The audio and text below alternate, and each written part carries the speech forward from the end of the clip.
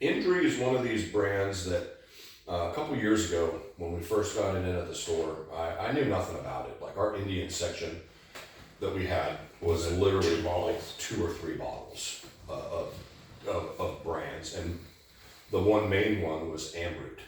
So Amroot has been around for quite a while. Most places, if you go into their single malt section, their Indian section, they've got a couple different Amroot offerings. When we got the Indri, I knew nothing about it. We got a case of it. Within about 3 days, a bunch of Indian guys came in and bought them all. And I remember I sat back and I was like, well, that's interesting. Well, it's a little bit like when the Venezuelans pull up and buy all of the Santa Teresa. Santa Teresa, right. So when we got more in, I bought a bottle and took it home and opened it and tried it, and it was absolutely amazing.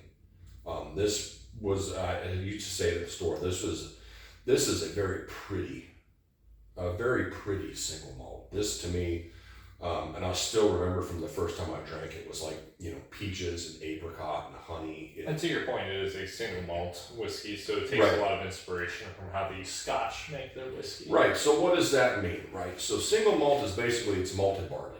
And it's only malted barley. For the most part. So it's going to be in the style of Scotch, right? Being a single malt, but you can't call it Scotch because it wasn't made in Scotland. Yes. Right. So anything that you see outside of Scotland, whether it be from India, Japan, or it be from Japan, or from Ireland, or in America with our American single malts, it's the same idea, but you just can't call it Scotch, right? Just like with champagne.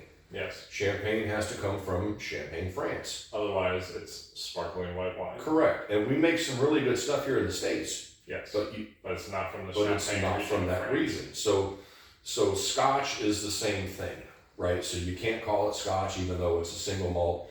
Turn that tube to the side. You see all the awards that they won.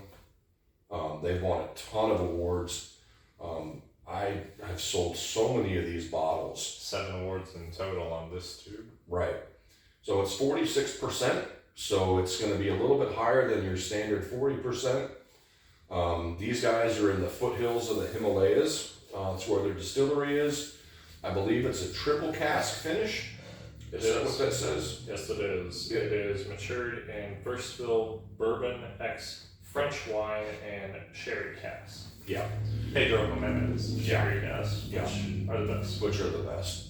So if you're a Scotch guy, if you're an Irish guy or gal, and you've never tried an Indian single malt, this is one of the ones, like I said at the store, I would point people to. I think your descriptor is perfect. It's one of my favorite It's one of my favorite whiskeys that you have described. Calling it pretty because it does smell very pretty. It's beautiful. It smells like a flower. Yeah. It smells like peaches, a bunch of peaches, apricots. Yeah, almost like a tropical fruit roll up. Yeah.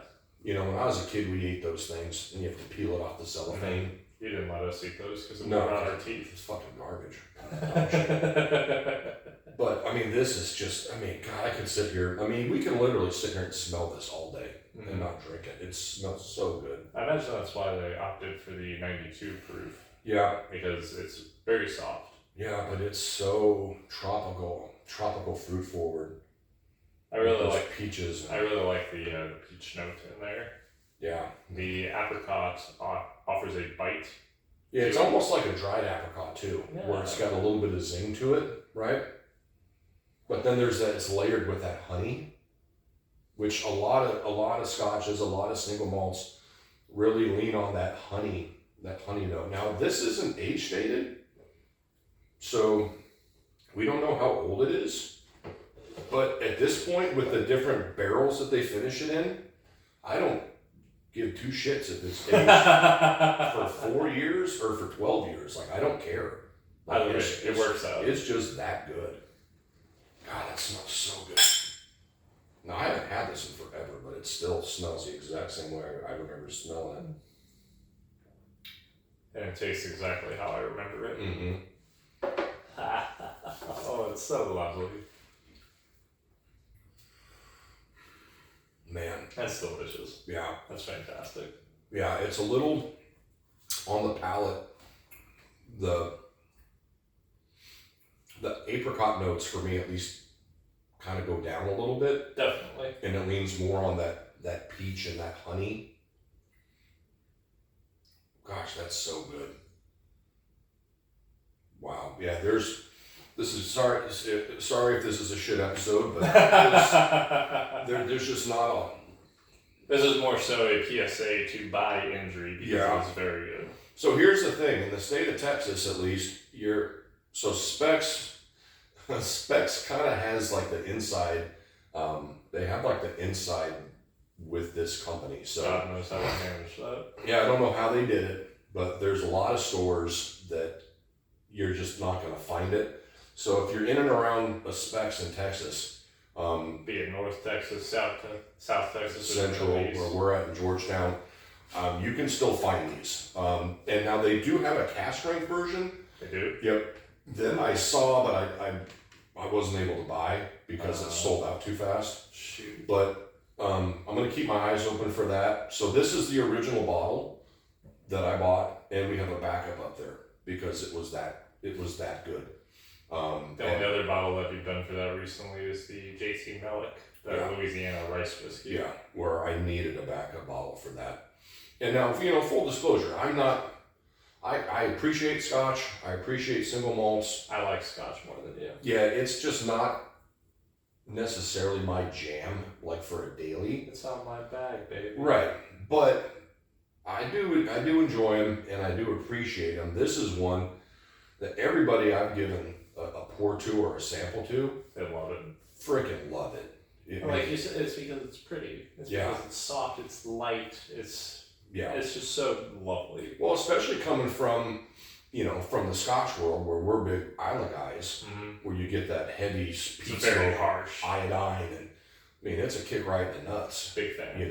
Big fan of it, yeah. Where this, like I said, this is so, this is one of those whiskeys that, if you're an Irish guy, say you like Irish whiskey, and you drink Bushmills or you drink, a little more single malty type whiskeys, this would be a great next step, right? Same with Scotch. If you're into Scotch, and you're a Highland or a Speyside guy or a Campbelltown or whatever, and you've never had an Indian single malt, like this is just, it's so pretty that it's like, you can't go wrong with it. Yes, and the triple finish is beautiful. The triple finish, yeah. Whoever came up with that idea and how they finished it, and brilliant. Yeah, I don't know, like I said, full disclosure, I don't know a whole lot about these guys other than they make great stuff. So I don't know if they're sourcing. I don't know if they're distilling their own. So don't know. All I know is that shit's really good. I know, I tried to look on the website, but it was all in Indian. Yeah, and I don't know. The only Indians I know are the ones around the neighborhood. So. That's neither here nor there. Right. This is a fantastic It's whiskey. phenomenal. Yeah, and I would just, like I said, full disclosure, if you see this sitting in a store, buy one bottle, maybe two. Yeah, because I think it's a $45 bottle. Just about. Yeah. Maybe 50. Yeah, they're at least around here. They're not that expensive, but I mean, if you bring something like this out for like a party or something, and you've got like people that like drinking whiskey and drinking scotches, and you pull this out, like. People are going to love you for it. They'll be crying. Yeah. They'll be. It's absolutely phenomenal.